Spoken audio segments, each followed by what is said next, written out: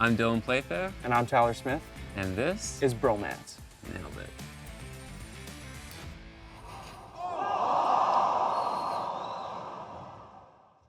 Today we're joined by another CFL great who's taken his talents from the field to the broadcast booth, the one and only Davis Sanchez. Davis made history as the first Canadian-born cornerback to start in the NFL before returning to the CFL, where he led the league in interceptions in 2000, claimed the Lew Hayman Trophy, and racked up 3 Grey Cups over an impressive 11-year career. These days, Davis brings that championship pedigree, sharp analysis, and big personality to CFL and TSN, and he co-hosts the Paper Plate Show with our friend of the pod, Milt Stegall. Please welcome Davis Sanchez. How are we doing? Yes, I love it. Good, fellas. Good to be here. I was rocked by Canucks, just because you guys have the hockey backgrounds, I figured I'd try to represent. Maybe I'll throw a couple little hockey vernacular in there, Yep. Top shelf, or mom keeps the cookies, or I don't know, whatever else you guys do. I don't know. But yeah, it's good to be here. I can't skate, don't know much about hockey, but I was a Canucks fan growing up, the Pavel Bure and Tony Tanti and Snepsy and all those guys. I was a big fan of hockey growing up for sure. That's awesome. North Delta boy. North love Delta it. boy. That's it. That's what's Wait, up. so you're like a Vancouver guy, obviously. Was that ever a thought to get into hockey, or like, I mean, as No. most podcasts go, let's talk about the origin story, football. Like, was it just like you picked up a football and it's just like, this is my sport, or like, growing up in North Delta, like what was that transition into the game of football? Yeah, for me, there was none. I didn't play football until I was 16. It was the first time I played football. Look, like a lot of people, my parents were awesome, but not huge into sports. So for me, as a kid, I played whatever was near my house. I mean, I played tennis because we lived next to a public tennis court. So my parents would like get your butt out of the house in the summer at 9 o'clock, and you can come back when the lights start to come down. Basically, come home for lunch or whatever. But I had to be out of the house playing. So I played tennis. I played a ton of tennis. I played soccer growing up. Hockey was too expensive, and probably more than that, it was too early. Yeah. My parents didn't want to wake up at 6 o'clock and take me to the rink, and they had no hockey background. And I played a ton of street hockey, obviously, because that's what we all played. Yeah. But zero football background. And then when I got to high school, I was a pretty competitive soccer player growing up. And then when I got to high school, grade 8, 9, there's high school basketball, and I didn't want to leave. And I played metro soccer, travel soccer. I didn't want to leave the school at 3 o'clock and go to my practice across town or the next city over, because all my friends were playing basketball and hanging out with the cheerleaders in the gym. So I wanted to stay around and hang out. So I just quit playing soccer. Like, I'm not going to play anymore. I was a pretty good little player. I'm like, no, I'm not playing anymore. I'm going to play basketball because I get to hang out at school. So that was basketball. So yeah, no football until I was 15, 16. My buddies were playing, and I said, they said, come on, you're a good athlete. You're, scrappy. Come play. And I kind of just, I played 1 year. I loved it. And, it's a really strange way I end up getting to football. Yeah. Because I played 1 year, and then my senior year of high school, I didn't play football at all because we had a really good basketball team. And I played basketball, and I played a year of college basketball after that. And then I ended up going and playing football after that, after I flunked out of school. Wow. Yeah. Multi-sport athlete, and then sort of found a backdoor route into the pros, and not just into the pros, but into a storied career in the pros. That's incredible. There can't be many guys who have followed such an obscure path to professional football. Kids these days, like there's this, argument that you got to kind of play, like prep. What do you call it? You play program, right. you play, every day you're doing clinics, you're doing, kind of one sport focused, travel teams and all that. And there's other thought process is that you play a bunch of different sports and kind of, work your trade that way. But I think really that if you're good enough, you don't have to play. Hockey might be different because just the skating. I don't know many guys that play hockey, play everything else, and then end up being a professional hockey player as much as other sports. But I do think, at least for football and soccer and other sports, I think you play every sport growing up. And then when you're 15 or 14, maybe kind of honing on one sport. But there's different ways of thinking. I don't know what you guys think about that, but there is a lot of kids now are just like so dialed into one sport their whole life and don't get a chance to play others. And I also think nowadays, like I'm fortunate to have coached for 4 or 5 years now, and I'm like a big believer that, I mean, it seems like it's the hockey, lacrosse, and then like, the soccer, football, basketball, kind of like those, align. And same thing. Like with hockey players now, it's like they're playing 365. Why do you think those align, Tyler? Why do you think the lacrosse and hockey align and basketball and football align? Just too expensive, truly. Just like like You can say it. You can say it. It's- It's also a race. It's also a race thing. It's yeah, basketball and football are some sports, and hockey and lacrosse are 100%. together. Yeah, 100%. And I think that's like Here, I was thinking sticks. I'm like, sticks. It's got to be the sticks. yeah. Well, I'll be here all We week, ladies and sometimes gentlemen. we sometimes use this one when we're trying to make a joke about we always go this. It's a color thing. Yeah. No, but I Anyway, think I think that's part of and it. I think like even with that, like I think baseball, you could throw that into, and I think like there's such a I do believe that you should be able to experience different locker rooms. And I think that's a big thing with like, playing hockey, playing baseball, playing football is like you're experiencing a different group, like just like a purely different dressing room. And I think like actually that is a big factor in determining you as like an individual and like you like your Absolutely. role on a team and like your role as a leader on a team. So my question is, like from your background and playing all those different sports and growing up in different locker rooms and growing up in different dressing rooms, like, how did that shape you into eventually, being able to obviously be a multi-sport athlete, but also just like being a leader? Yeah, great question. I really do think that is sport is really the way that you can navigate, helps you and gives you a step ahead on navigating in the world. Yeah. Because you have to deal with all sort of different personalities, and whether we're talking about class, race, whatever it is, I mean, you're dealing with different people. Some of the most well-rounded people I know are people that were also able to navigate it within the room. I saw guys I played with that were from the deep south, and especially playing in the CFL where he had a guy from Lethbridge and a guy from Mississippi. Like, Yeah. there's just no college. I went to school in University of Oregon, where there's obviously guys from everywhere, but it was pretty West Coast central, and everyone kind of it was similarities. But in the CFL and NFL, it's the same thing. A lot of guys are pretty much the same. They're from the States mostly, but CFL is, like I said, that big. Some of the guys that were able to assimilate with there's like I said, Mississippi and Lethbridge, and this wouldn't connect at all. And I just thought like you're closing yourself to on both sides. I think you're closing yourself to a lot, and the guys who are able to kind of get along with everyone and understand everyone and talk to everyone, those are mostly the guys that you see that I saw after football have success in life, mostly because they're able to navigate just like you'd have to in the workplace or wherever else you are in your community. I got a question about team sizes because basketball is it's a tight knit small group of guys, and they're on the court for the majority of the game. Whereas football, and there's not really a minor system in the sense that the rosters are 3, 4, 5 times the size. They're massive rosters.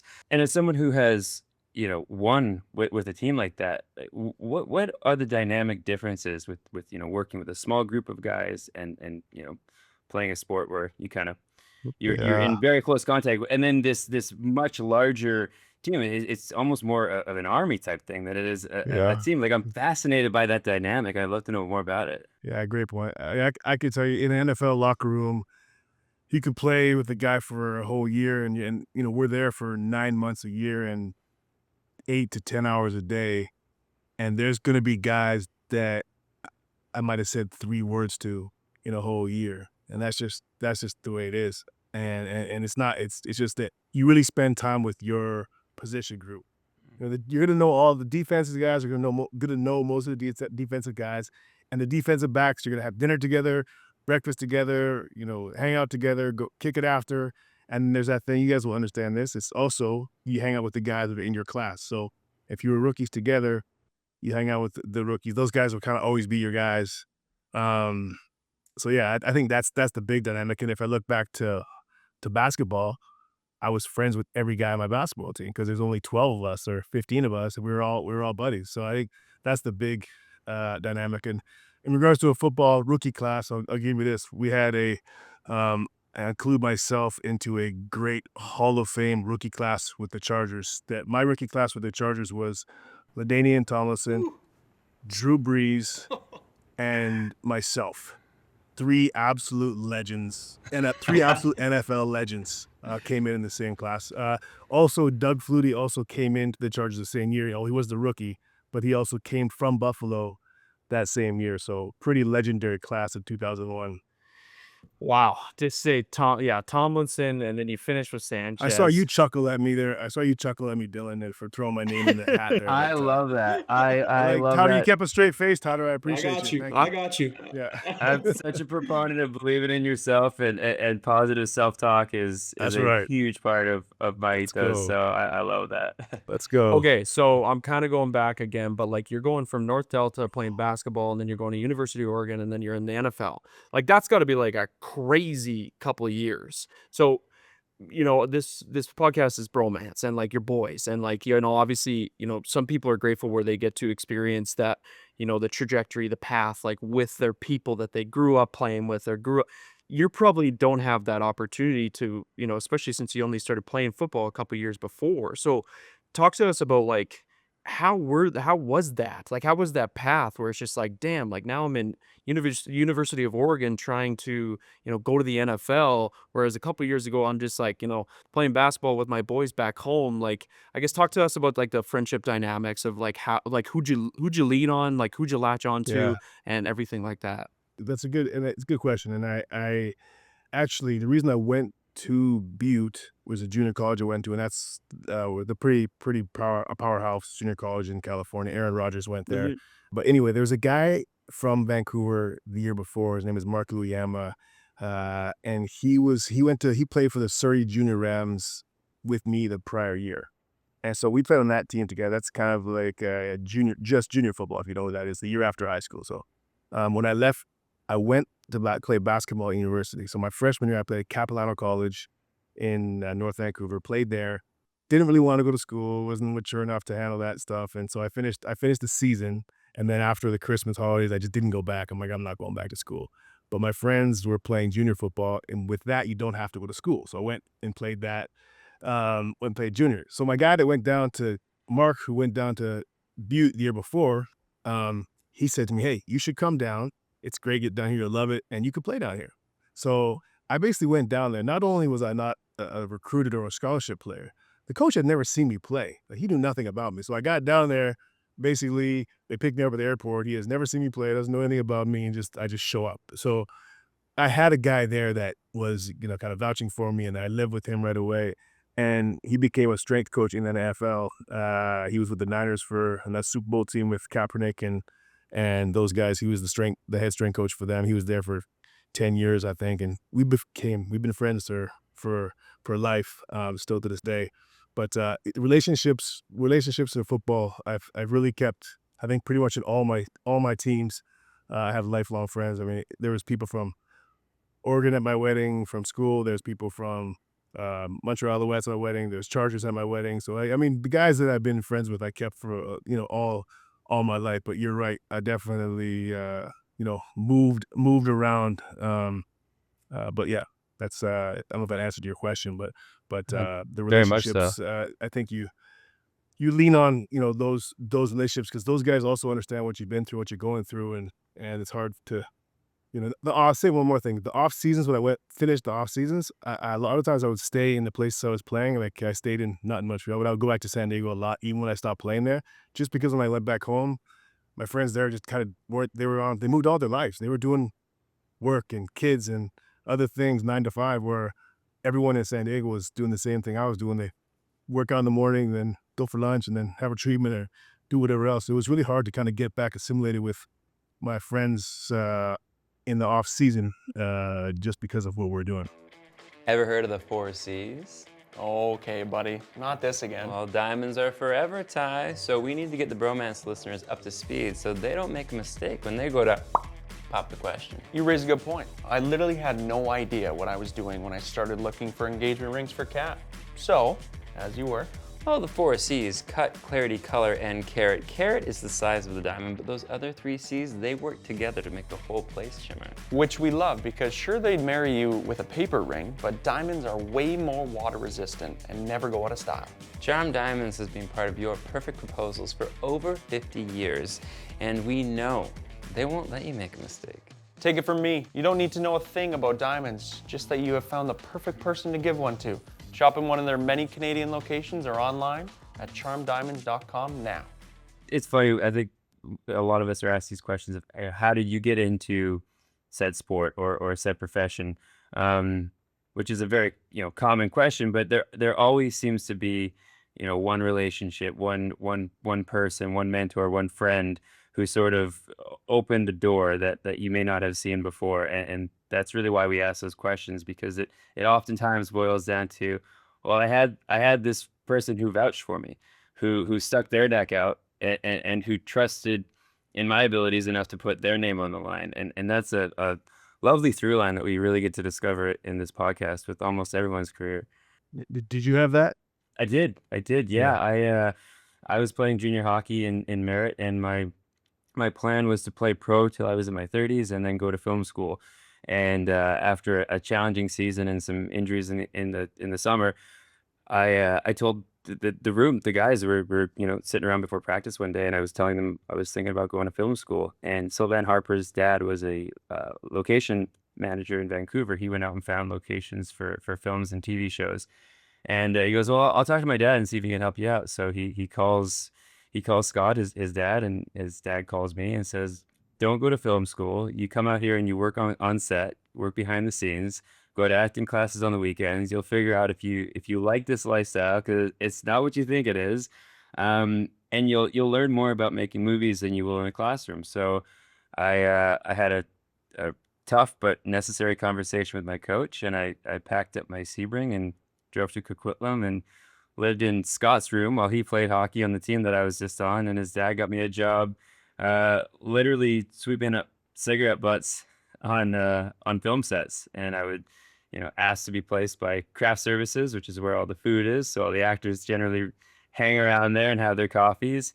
And that was sort of my first in. And I just, anytime I had a chance to speak with someone who would listen, I would tell them what I wanted to do, and ask them if they had any advice or any introductions that they could make. From there, I got on a beer league hockey team where I met some more actors. I met my agent. I was constantly going to acting classes on the weekends. And then when I finally was in a meeting with an agent, I said, look, this is not my plan B. This is my plan A. And I've got all the eggs in this basket, and this is going to work. So I just need someone who's going to work as hard as I am. If it takes 7 years, that's how long it takes to be a doctor. And I want to make as much as them. Right. So let's go. Preach. Do you credit them for kind of, is it Scott and his dad getting you out there and getting you a job or getting you connected, or do you kind of look at those guys as guys who didn't believe in your hockey skills? They were so quick to say, yeah, get your ass out of here, let's get you to Vancouver because you're not that good. Which Honestly, one? I think it's a chicken and the egg type thing, right? Someone needs Because I was to say, hey, expecting to buddy. hear some no, you got to keep grinding. And you're like, no. They're like, yeah, you know what? Let me call my dad. They're like, you know what? That's actually probably a really good You idea. can't shoot. Like, can I help you? Because man, oh man, whatever this is ain't working. That's funny. I didn't hear much fighting them telling you should stay, huh? Yeah, right. No doubt.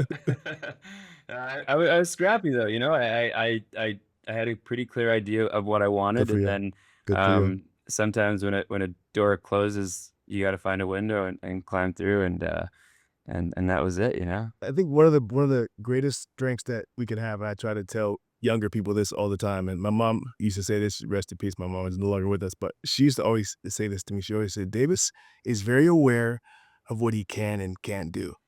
And I think that's a strength and character I think is this overlooked, because I think just the understanding what your abilities are, and I'm very aware of what I'm not good at and like my limitations. Even in broadcast, like I have there's no illusions to me that I'm going to be as smooth as James Duffy, but I don't try to be. I know what I do well. I know what I don't do well, and I think I was the same as an athlete. You got to kind of know what you're good at and what you're not. I think a lot of people lack awareness, but I'm good to. I'll laugh at myself. I use words the wrong way, and I mispronounce stuff when I mumble, and I know what it is, and I think I think your instincts are important. Anyway, obviously you knew what you're good at and where you had a chance to go. So good for you.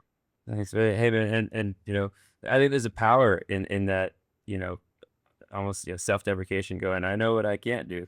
I can't do that. That you kind of take away the big scary thing that you don't understand, and it allows you to ask for help if you want to get better at it. You go, hey, there's something that I want to improve on. You're good at it. How did you get good at it? Let's, and I think that there's an athlete sort of mentality with that line of questioning, where I think the worst thing would be to pretend you know how to do something and then look at like really dumb in front of it and go, I got it, I got it. I mean, it's a catch 22 because sometimes you got to fake it till you make it. But yeah, there's a lot of stuff learned through sport that has come Absolutely. in handy. Absolutely. And I think there's also like even with the self-deprecation thing, like the way I start my talk, not to make this about myself, but the way I start my talks is I'll self-deprecate and like I'll cheer myself and I think there really does come a power of authenticity with that, where instantly you kind of pull back the curtain and people are like, all right, we're good here, like this is just like a level playing field, like we're just like, and I think that does allow it to bridge the gap, like of just like people finding something to relate to and finding a common ground. And I think like Dylan said, I think that really does come from growing up in sport. And I mean, obviously youth sports is a vehicle for growth, but also just like learning to ask for help, and also just like that pure control what you can control, and like what you can control is like asking for help. And I think that's something that Right. nowadays, I don't know if it's got harder and harder and harder because of the world we live in, but I think just like giving people that allowance has, yeah, I find that it teaches you a lot of like how much people need sometimes to like have that reassurance of like, what, I'm allowed to do this, and like I'm allowed to ask, and I'm allowed to try, and I'm allowed to but anyways, now my rant is over. So we'll get back. Who's your who's your guy? Dylan mentioned. Go back to. I want to ask you a question, Yeah. though, Tyler. Like, do you think we mentioned self-deprecation, but is that, would you say that's part of our vulnerabilities, though? Because I think it is. I think so. Is that where you're going with that? I think Yeah, so. in your talks and Yeah, and I think it does, like I said, it does instantly hopefully create that space where people feel as though no matter who is speaking in the room, no matter if it is, one of the great LaDainian Tomlinsons or Davis Sanchez or, like, you see what I did there? But at the end of the day, well done. I think it still does like offer that sense of like, okay, I'm still able to relate to this person, and I'm still able to Right. find, something that I can like pull from this. Whereas the last thing you want is people to walk into a room and feel like, all right, well, I'm not going to get anything from today. So like, and I think that self-deprecation is like can relate to the vulnerability that we are doing this together, as much as, even when I talk, as much as it's just me on stage, like I want people to know that like we're in this together, and like I want this to feel like a Right. conversation. I want you to feel like there's a space created. You guys definitely make it feel that way because you both are very easy to talk with, and so there's probably also part of natural. Everyone's natural disposition is either comforting or not. So we naturally have that. That's a nice thing to say. I love it. Thanks, buddy. I appreciate that a lot.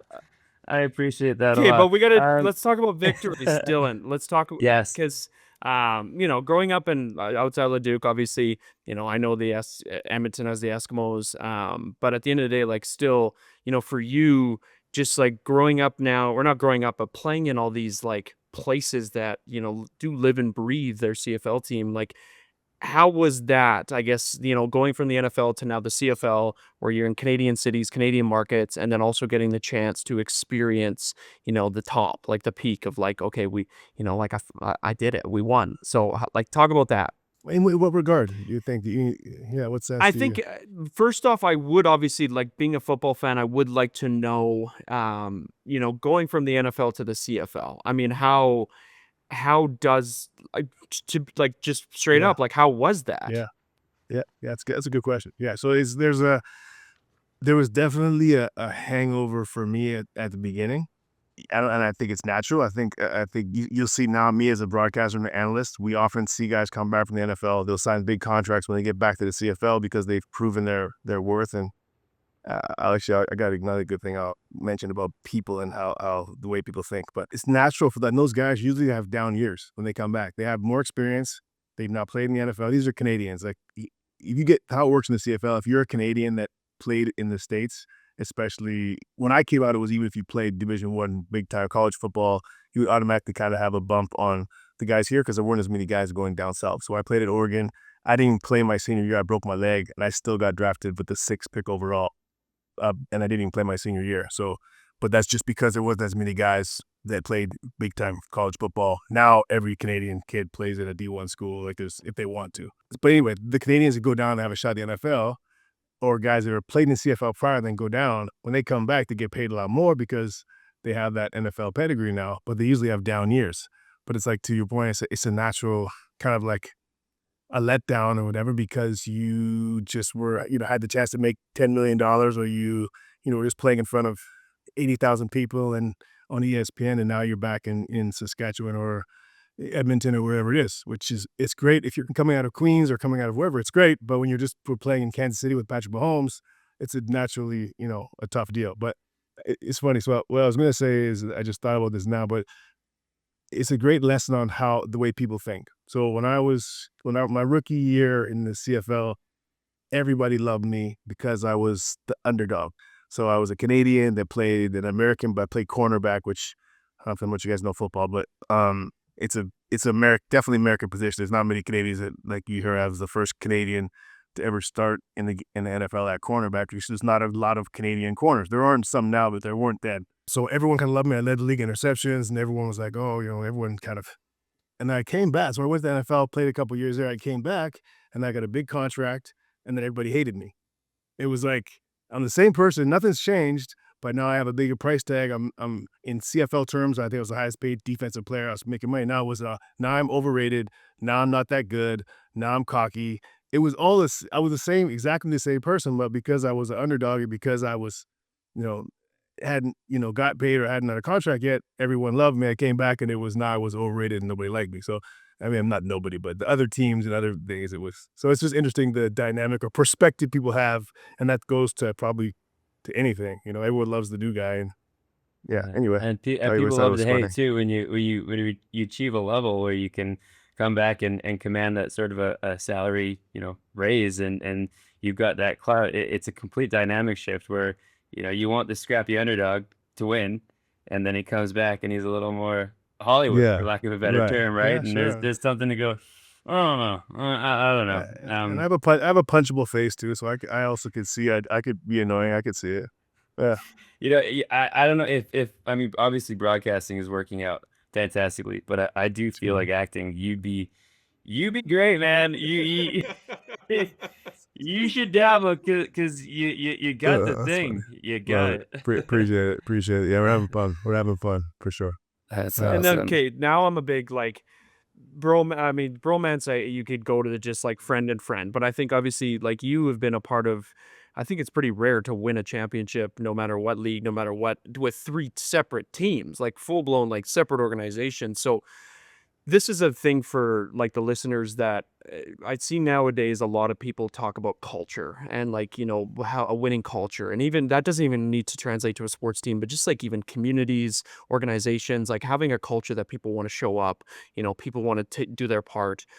From your experience with 3 different organizations and winning a championship in 3 different cities, what is your takeaway? Like, what is your thing that, like, because I don't know, from the hockey lens, you see teams that win sometimes, and even in football, like, you see teams that win that sometimes that have so much fun together, and, like, just, Right. like, are constantly, like, going to bat for each other, and, like, you could just, like, feel it even watching through a screen. Like, you could just be like, Yeah. that is a team that, like, even, side story, like Laurent Duvernay-Tardif, I watched him speak one time, and a question was, why do teammates pick other teammates up when they just got hit? And Laurent was like, it's a sign to the other team of, like, I'm picking my guys up, and, like, we are going back to war, like, back to the next snap. So, like, from your experience with 3 championships and those teams, like, what is it that now you can, like, hopefully, like, if somebody comes to you and is like, how do I create a winning culture? Like, what is it for you? Winning a championship is, to me, it's all about that grind, that build, that the ups and downs, and what you've gone through together. It really is. Yeah. It's not about and I can tell you this because the 2 championships I won that weren't in Montreal, were completely different. I have zero attachment to those championships, zero. And I was in Montreal for 8 years. I lost 3 Grey Cups in Montreal before I won one, and I was with those guys for like almost a decade. And so when we finally won that one, it was so special because of all we've been through together. So I think that's really what makes championships special. It's not, I think if you're a free agent and you come in and the team signs you the trade deadline and you want to run, you win a championship, you win a ring. You win a Stanley Cup ring, you win a Major League Baseball, whatever it is, a Super Bowl. But that guy's not going to have the same feeling about that championship as a guy that's been with the organization and is the 3 other 4 of the guys he got drafted with, and the guys that have been there for 5 or 6 and 8 and 10 years. That's a special bond because you go through it together, and it's a special, special bond. So a quick story about the BC one. So the BC Lions, the first championship I won was in Edmonton, and that was when I came back from the NFL. So I came there, I played, I think, 6 or 7 games, maybe more, maybe 10 games, and I tore my hip flexor, missed the rest of the season. So I was not, I'm on the team, I have a ring, I was there, but I was not playing, I was hurt.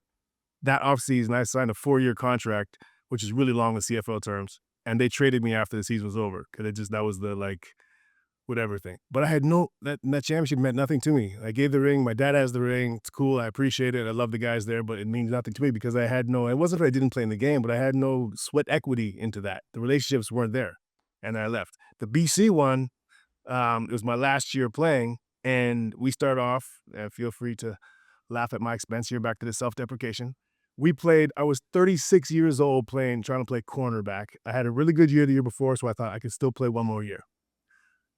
You fall off a cliff real quickly at that position. So I thought I could still play. I played the first 5 games of that season.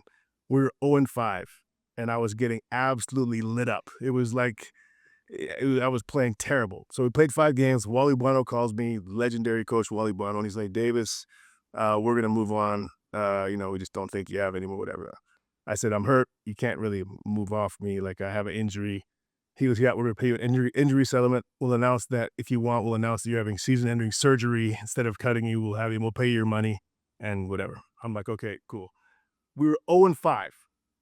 They won 11 straight games and won the Grey Cup. It's the day I left. So I won a Grey Cup. I have the ring. I'm on the team. I'm there at the game. I won a Grey Cup, and I was 0-5. Didn't win a single game that I was on the field, and we won 11 straight as soon as I left. Wow. I don't think it was a coincidence either. But that being said, that ring is in a safety deposit box. I'd never wear it, never pull it out. I'm not ashamed of it. I just don't care. There's just it means nothing to me. But yeah, and the Montreal one, I cherish, I adore, and I'm very proud of it not because of the game we won or that I played the game or had a big part in the game, but it was because the relationships that I built in all those years building up to do it. That makes sense. Makes a ton of sense. I think it's a Yeah. perfect example of, trophy and money does not necessarily equate happiness. It's the memories, it's the grind with that locker room, with the experiences associated with it. I think Absolutely. a lot of people in different areas of life have similar experiences. Whether it's the joy of not making any money but just doing it because you love it, and those little victories of getting your first sort of steps forward in a career, and like how much that impacts you compared to a ring where you're like, okay, well, I mean, I was there technically, but really what I really care about is the 3 ones we lost and then won. Like it's I love those sort of insights because from a stats page they all look the same, but the experiences are so different. Yeah, absolutely. Yeah. I love that, man.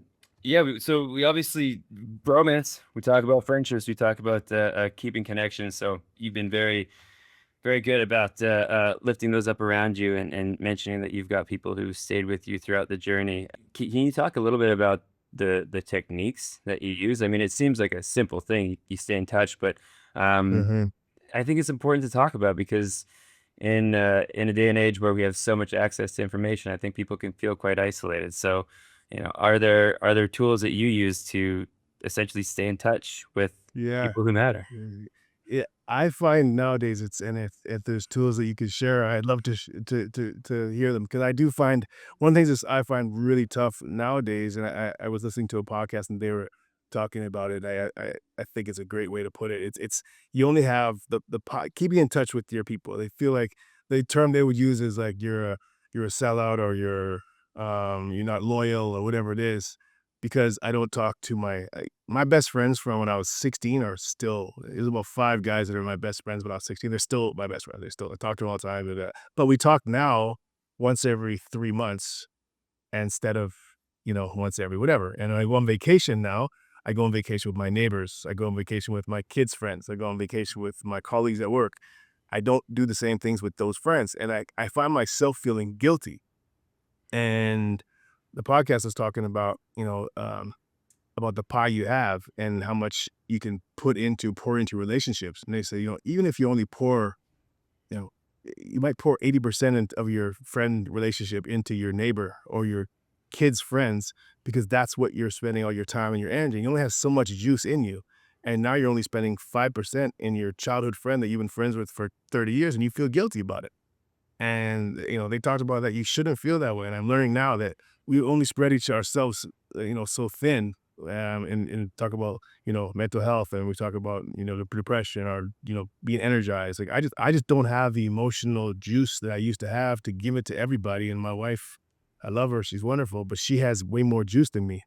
And she'll tell me, are you, you're such an introvert now. Like, you don't ever want to go out, or you never want to do this or this. And I just, for me, it takes so much out of me. And I don't know if it's because of my job that I have to be on when I'm at work, or just maybe just as I get older, I just don't have the juice that I used to have to sit at a table and make small talk with 10 people for 2 hours. Right. I just really find it really tough for me now. But I used to beat myself up about it, and now I kind of I just realize that that's part of growth and just life, I guess. And do you find that those friends you've had for many, many years never grill you about that? Low man, because I've got in a similar, I've had similar experiences where I have very close dear friends who will go months, sometimes a year if I'm away working, and it's a pick up where we left off sort of relationship, and the quality time is worth so much more than the quantity of time. And on the other hand, I've had relationships in the past where there's a sense of, where have you been, man? Like what am I not important? It's like, okay, so is this a two-way relationship, and are we lifting each other up, or are you pulling me down and trying to make me feel bad about the life that I have, which is, quite hectic and chaotic, and let's enjoy the time that we do have together. And I think it's an interesting topic to discuss, because that's I'll in say my 0. experience, Yeah. it's like I quality say over 0. quantity. I don't know what Tyler's thought is, but I'd say 0 of my friends that are good friends that I genuinely love and are my boys that I talked about, the 5, that 5 or whatever group. Mhm. 0 of those guys say, "Where have you been and why have you haven't called me?" But Yeah. who will say that are people on the outside that are kind of associates or whatever. They're the ones that would say, like, "You don't call me no more," that type of. But my real true friends, I don't know. You feel the same way, Tyler? Oh yeah, like even I just instantly think to, we just got married, and like I instantly think to my groomsmen. Like I got, a couple groomsmen that I talk to every single day, and then I got a couple that I, talk to maybe once a week, twice a week, once a month, whatever it is. And like all of them is just like automatic. Like it's just like no problem at all. Like, and I think I've shared this quote on the podcast before, but I saw a quote that it was like, our connections are built on, quick, urgent interactions. Like it's built on like a shared insight, a quick check in, and like just like a celebration of one success. And I think that's like that. As I've started to, I'm only 27, but as I started to get older, like I think I've realized how much like a quick text of I'm proud of you, or like even just like honestly saying happy birthday. Like it's crazy, how much like a little even like happy birthday message, and it's still just like a quick check in. That's it. Like that's all. And I think, I don't know. Well, and also like in your situation, like you've grown up around teams, you've grown up around people your entire life. Like I think it's also now, I think giving yourself some space and time to just like rest and like, honestly, Right. just like be content. And I think that's like where, Can you send a message to my wife, Tyler? yeah, And then we'll just record. Can we clip this and I'll just send it to her? yeah, 100%. I got you. Sylvia Yeah. could send it to her. Just let's clip this right here and we'll send it, please. Yeah, I need this. I think- Thank you. I need just some time. I think Thank you. just like finding, I never used to be, I'd always felt like I had to be on. And now like I've found like a sense of balance of like, no, actually, maybe I need to like actually fully just rest and be content and like be present also. Like I think also having that time allows you to be present when you do have to be on and when you are in those Right. moments of.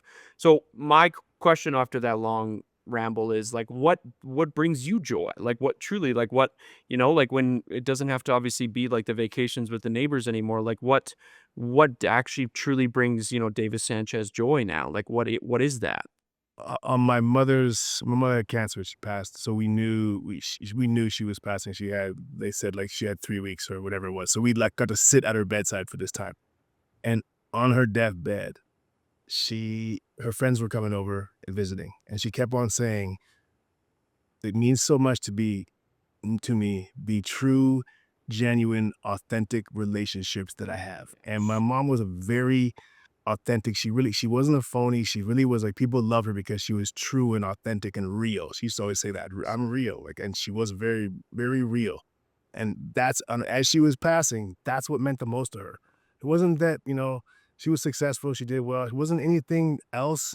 It wasn't even people, like so many people, wasn't so many people want to see me, or wow, there's everyone, whatever it was. It wasn't my successes. It was genuine relationships. And I think to answer your question, that's probably what brings you the most joy, is like a genuine, real, authentic conversation with someone that is real and I love, or even if it's genuine conversation with someone I don't even know, but just a genuine, this is bringing me joy. Just a genuine chat of something is at times is really what fuels my heart or fuels me in general, I think.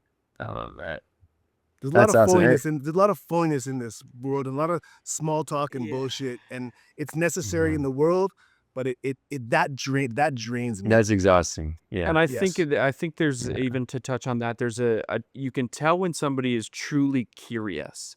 And I think we've lost a lot of like that true curiosity nowadays, which is sad because you can tell obviously like the small talk, but you can tell when somebody is like, looking at you and like present in the conversation and like genuinely curious about like you Sure. and like about Sure. like, your relationship with your mom and like, even just like that little tidbit that you just shared, like that's just like a curiosity thing that like I think is a huge value in relationships. And I think like you talk about bromance, like be curious with your boys. And I think that it really does go such a long way. So But I think you also, to add to that real fast, I think you have to have the energy, and you have to be in that space, and you 100%. have to be, because that's it. That's another reason why you don't want to always have to go out there and do things when you don't want to do them, because I'm like, I would rather not speak than to be fake. Yep. I want to ask you, hey, how have you been? How are your kids? And you start talking about doing this. Yeah. I want, see, I'm but looking again, behind you. Yeah. some people Yeah. are good like that. I got friends that are not fake. They can just do it. I can't do it. I won't ask. And it's not because I don't care, because I know I don't have the juice to listen and care. So I just won't ask at that time. EQ over IQ, and your emotional intelligence, Davis, is off the charts. But anyways, Dill, I'll let you wrap it up. I was just gonna say, speaking on genuine conversations with appreciated individuals, we appreciate you so very much. And Davis, thanks for taking the time, man. This was a treat, and I'm buzzing, buddy. I'm gonna be floating for a while after this one. So thank you so much. We really appreciate it. Thanks, fellas. I enjoyed this. Thank you. I personally love my friends. I think a lot of people know that I'm a people person, and I think when it came to our wedding, we thought to ourselves, what is the perfect way to commemorate, our friendship with our groomsmen and bridesmaids? And we thought charm. And going into charm and being able to, hand pick a gift for our groomsmen and bridesmaids was such a special experience. And as much as it was just a simple gold chain that is so, so beautiful from Charm, I think it's just, for the groomsmen, I know I have a good little mix of groomsmen, and for them, I hope this, simple little gold chain that is beautiful from Charm is a great way to take them back to that day and take them back to, the story and the friendship we have and the fact that, they were with me that day. And I know for the girls, the bridesmaids got some of the most stunning diamond studs you'll ever see. And I think it was just like a perfect compliment to, how beautiful they looked. And once again, it all goes back to Charm always has something for everyone. And I think that was our favorite part, is going into that shopping experience, looking for something for our groomsmen and bridesmaids it was just a pleasant experience, because walking in, you knew that you're going to be able to walk out with something that your people are going to love. And I think that's that's our favorite part about Charm. The team at Charm has been a part of Love Stories for over 50 years, and we are so grateful that Charm is a part of our love story and our love for our groomsmen and bridesmaids as well. And Charm is the proud sponsor of our podcast, Bromance.